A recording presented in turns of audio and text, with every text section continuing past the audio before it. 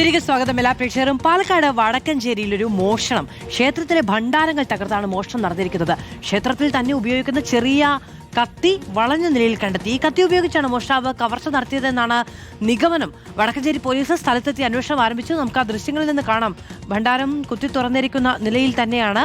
ഇക്ബാൽ അറക്കൽ വിവരങ്ങളുമായുണ്ട്. ഇക്ബാല്, ഇന്നലെ രാത്രിയാണ് ഈ സംഭവം അല്ലേ?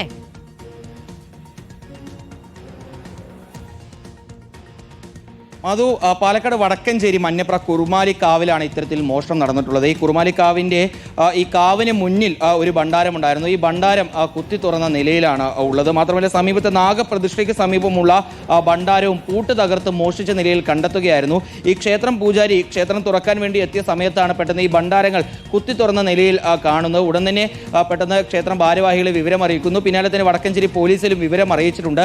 പോലീസ് നടത്തിയ പരിശോധനയ്ക്കിടയിലാണ് ഈ കുറുമാലിക്കാവിൽ ഉപയോഗിക്കുന്ന ഒരു ചെറിയ കത്തി അത് വളഞ്ഞ രീതിയിൽ ഈ ക്ഷേത്ര പരിസരത്ത് ഉപേക്ഷിച്ച നിലയിൽ കണ്ടെത്തുന്നത്. ഒരുപക്ഷെ ഈ കത്തി ഉപയോഗിച്ചായിരിക്കാം ഇത്തരത്തിൽ ഈ ഭണ്ഡാരങ്ങളെല്ലാം തകർത്ത് മോഷണം നടന്നിട്ടുള്ളത് എന്നുള്ളതാണ് പോലീസും കരുതുന്നത്. കഴിഞ്ഞ ആഴ്ച ഈ ഭണ്ഡാരത്തിലുള്ള തുകയെല്ലാം ക്ഷേത്രം ഭാരവാഹികൾ എടുത്തിരുന്നു. അതുകൊണ്ട് തന്നെ ഒരുപാട് തുക മോഷണം പോകാൻ സാധ്യതയില്ല. പക്ഷേ എത്ര രൂപയാണ് മോഷണം പോയത് എന്നുള്ള കാര്യത്തിൽ കൃത്യമായ ഒരു കണക്കില്ല. കാരണം ഭണ്ഡാരത്തിൽ വരുന്ന തുകയാണ്, സംഭാവനയായി ലഭിക്കുന്ന തുകയാണ് ഭക്തരിൽ നിന്ന്. ഏതായാലും ഈ സംഭവവുമായി ബന്ധപ്പെട്ട് എത്രയും പെട്ടെന്ന് അന്വേഷണം നടത്തി മോഷ്ടാവിനെ പിടികൂടണം എന്നുള്ളതാണ് ക്ഷേത്രം ഭാരവാഹികളുടെ ആവശ്യവും നാട്ടുകാരുടെ ആവശ്യവും. വടക്കഞ്ചേരി പോലീസ് അന്വേഷണം ആരംഭിച്ചിട്ടുണ്ട്. ക്ഷേത്രത്തിന് സമീപത്തുള്ള CCTVകളെല്ലാം പരിശോധിച്ചുകൊണ്ട് എത്രയും പെട്ടെന്ന് മോഷ്ടാവിനെ പിടികൂടും എന്നുള്ളതാണ് പോലീസ് അംഗം അറിയിച്ചിട്ടുള്ളത്.